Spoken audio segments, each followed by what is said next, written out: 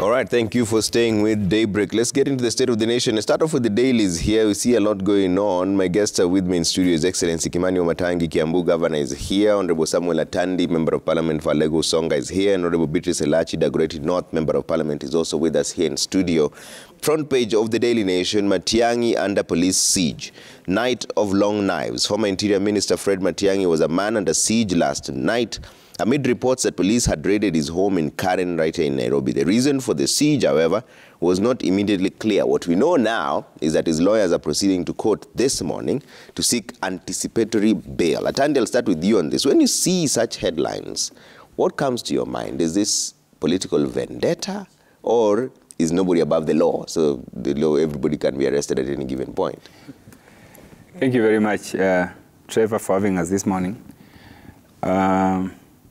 First of all, Trevor, you know, what I normally say is that when Kenyans go to elections and they elect a new regime with new promises, their hope is always that the new regime would act differently from the previous regime, because new regimes are supposed to be progressive from the previous regime. But, Trevor, when you see such headlines, you tend to think that the regime that is in town is a regime that is hell-bent on persecution. This is pure persecution, nothing more, nothing much. Pure persecution, because the era when police raided your home at night and tried to arrest you at night, when we know very well that at night there is no court in session. I was very surprised when I heard the police were at the residence of Dr. Matiangi at night, and it forced our party leader, the Right Honorable Amolo Odinga, to visit that home to see for himself what was going on there. We want to say that this regime has not learned anything from the actions of the previous regime that was accused of persecution and tormenting political opponents. Whereas the regime had promised us that they were going to act differently and they were not going to be involved in such kinds of activities. We are surprised, and I'm happy that the chief whip of the ruling regime in the Senate is just coming in. This is persecution, complete persecution, and we urge a regime that was elected on the backbone of Christianity and prayers should be involved in such manner of activities. Thank you, Trevor. All right. Elachi, is this political persecution? And Dr. Boni Halwale, Kakamega Senator, has just joined us. That's what Tandi is referring to. But let's hear what Elachi has to say. Is it political persecution or simply adhering to the rule of law? Well, thank you, Trevor. And I just want to say good morning to my fellow Kenyans. I think one of the things, I don't want to start it as persecution or not persecution. I want to start it by sending us back to history when the Kibaki regime came into power. And I remember the former president, the late president, him as a president never wanted to see persecutions or anything happening to the Moi regime, even after he went through hell through that regime. But one thing that happened, those who surrounded him started also doing a few evil things that were very interesting. And at that time, the Kipsigis community was very targeted. And they felt they carried anger that you have never seen. And it was so difficult for the Kibaki regime to reconcile until when we headed up to 2007, when they felt now this is the time we just finish. And so I want to say this morning. As much as you would want Matiangi to go and answer questions, I don't know which ones, they know better, you do it in a way that anyone will do it. You go daytime, you summon him like any other Kenyan, and let him go to court and face the charges, the allegations you have said. But to now start again a raid of night, it brings a chill to students like us who remembered the days of Moi. But one thing I want to say, the president promised us at Kasarani, it was full of religious leaders, Trevor.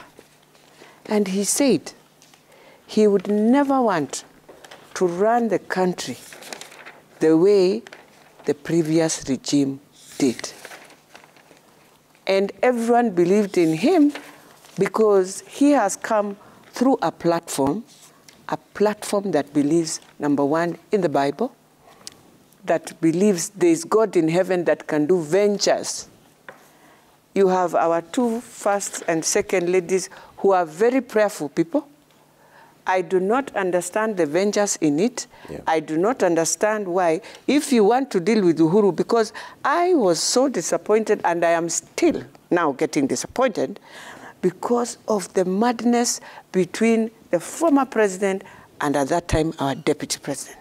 That you have put people into a conflict they never understand, and they are becoming enemies to each other without knowing, why am I your enemy? Why am I not supposed to speak to you? Why would you return us to that time? And we felt so disappointed. We felt I could not work because you are being followed everywhere. I mean, and you want to return us to the same dark time and so early. It is too early, in fact, to go to this. All because we are talking about high cost of living. Yeah. We want to hear a good framework of how we are dealing with a win-win situation where wananchi can feel the country is hurting, yes. Yeah. They can trust there's no money, and yet, but we are moving. Okay. That is what Kenyans will want to see. And I want to plead, as I finish, Trader, to now the religious leaders. You are the owners of the government. You prayed and brought this government into power. You want to tell me you want to take us through a wrath that we shall now wonder whether the church is with us, where is the church? We are now wondering, where is the church? Church, talk to your sons. Okay. Yes. All right. Matiangi, are you surprised that this is happening? Because Atandi is calling it political persecution, though there are not much details of why there was an attempted arrest. We just know that the lawyers are now heading to court this morning to seek anticipatory bail. Right. But this regime itself came into power in the backdrop of claims that there was political persecution and the use of the police service in the wrong manner. Are you surprised that this is happening now? The shoe is on the other foot? Well, morning. Let me say good morning to my colleagues here. And to you, Trevor, too, and our viewers. And also to congratulate my friend here, Beatrice Alachi. We've not met since the elections. And congratulations. She's the true sign of a survivor. I thought Bodhikalwale is she's been up and around.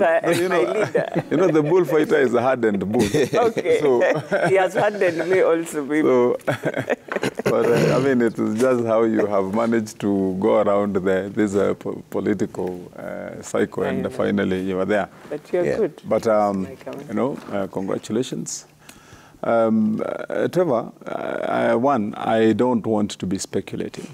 I want to just say two things. One, the short history of the UDA government and the president's choice of decisions speaks for itself.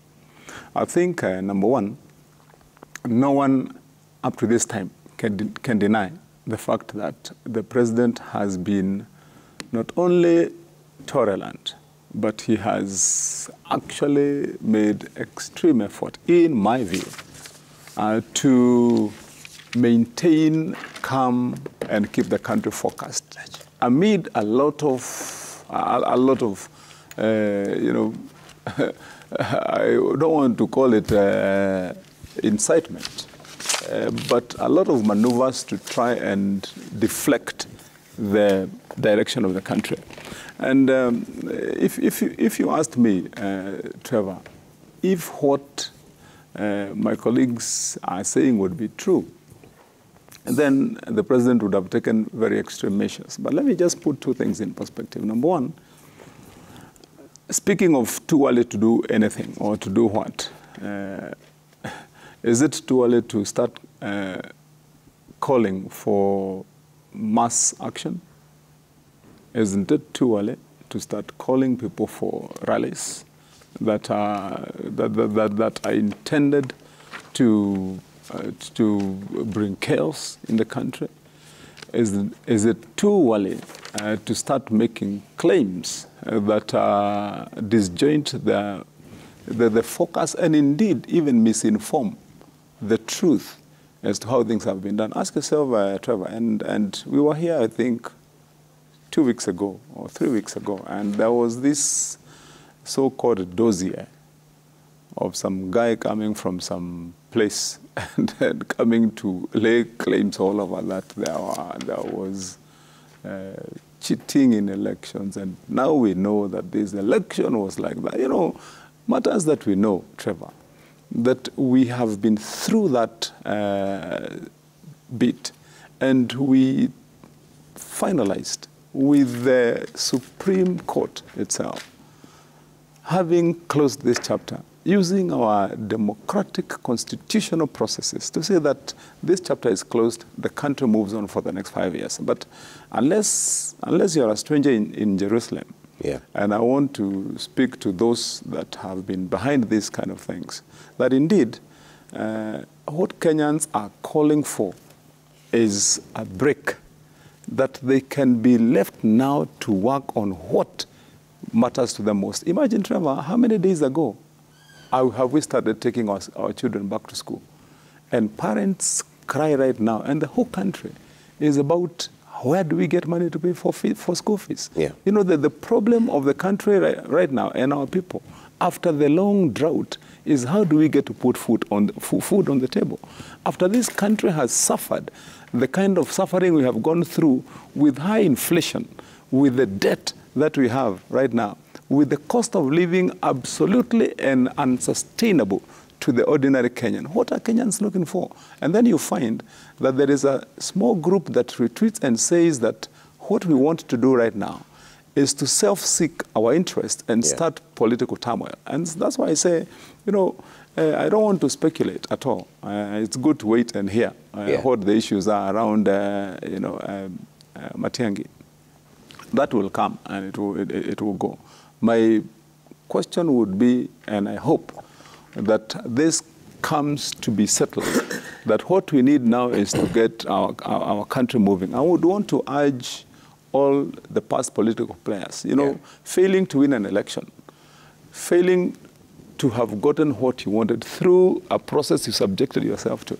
The best thing you do is right now, agree that we have matured as a democracy. Yeah. And this country, we have tasted the bitter fruits and outcome of failing to recognize that if there's a way we'll take and ruin our country. You know, I just want to settle at that. Okay. There has been, you know, a lot of undercurrent, if you ask me, and we have been there in the political, arena. I believe that right now, and I would want to urge the president, keep focused.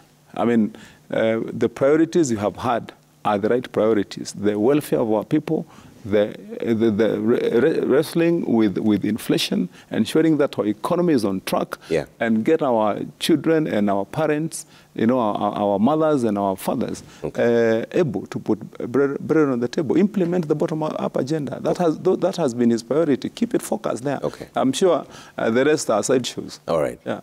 Dr. Alwali?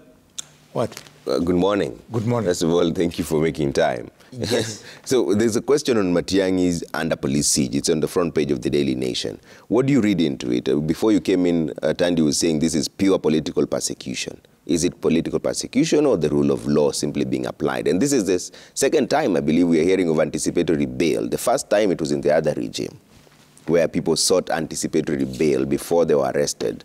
You go to court, seek anticipatory bail, you don't even know why you want the bail, because you feel you're going to be arrested. So is this political persecution or simply the rule of law? From where you sit?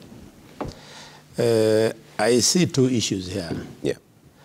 I see the role of us politicians and the role of the media. As far as I'm concerned, I can't speak for the media, but clearly looking at the headline in the Nation, it has nothing to do with what is in the body of the story. You've read the body of the story. The body of the story they are telling us they are planning to raid the home of Matiangi. In the body of the story, they are saying they hear from some source that it could be something to do with the Ethics and the Anti-Corruption Commission. In the body of the story, the politician comes in. So because of that mix-up of issues on a matter which ordinarily should be treated as sensitive, and I want to agree with my brother Atandi, the media should be objective and not sensationalized. The politicians should speak to issues that have taken place, not what they imagine might take place. Precisely what the former Prime Minister has done in the body of the story. Having said that, I want to affirm that the role of government is to protect property and protect lives. And therefore, if the government is making a move, it could, on a security issue, it could very well be that either of the two is at stake. So the right thing for us to do is to keep quiet, we be patient, nobody's dead, nobody has been beaten, no tear gas has been lobbied, the way the Uhuru government used to do to me and many others under the instructions of Matiangi. Nothing has happened.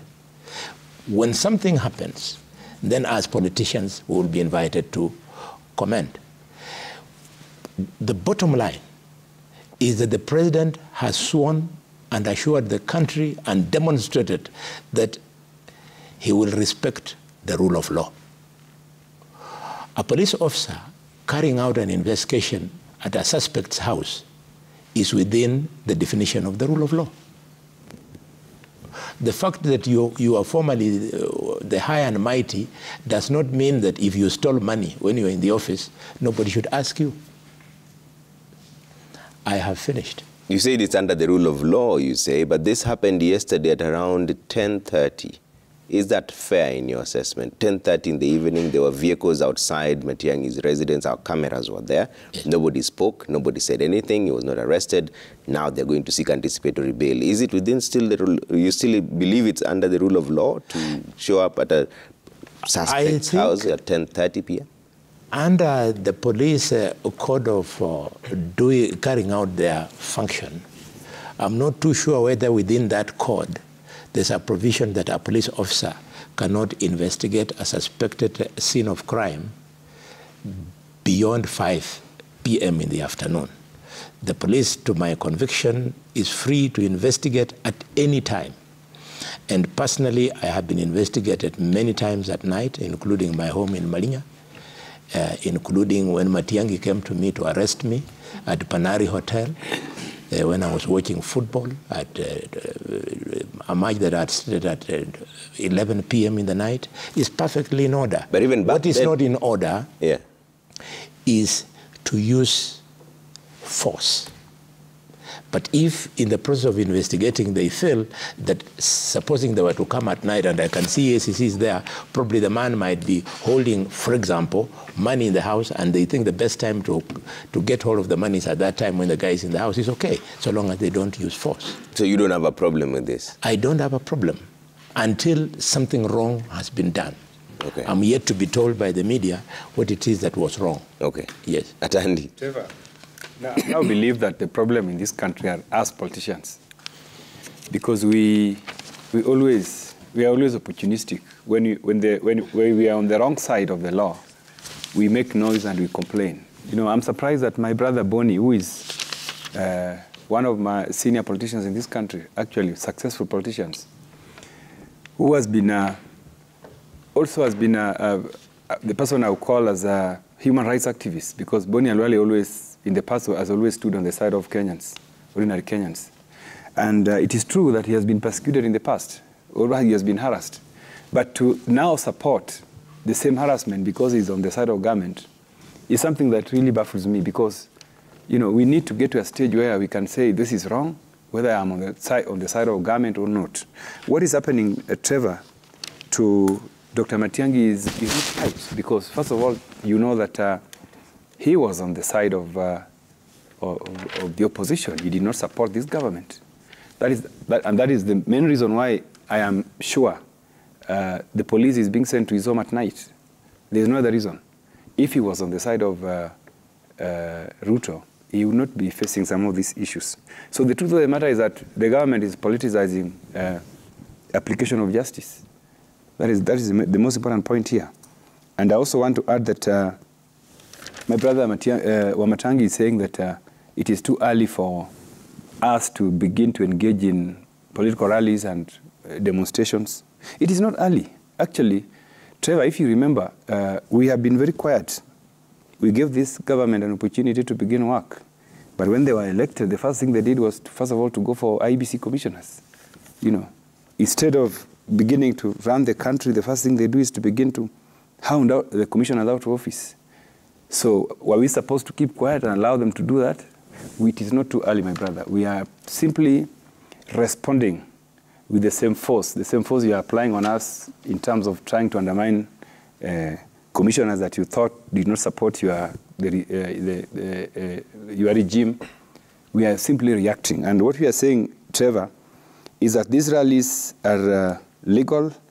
We are doing them because we believe that this is the only way for us to engage in opposition. Remember, Trevor, the president has always told us that he wants us to engage in opposition. He wants a competent opposition. I think we are now competent opposition. We are not going to be taught how to oppose government or how to oversight government.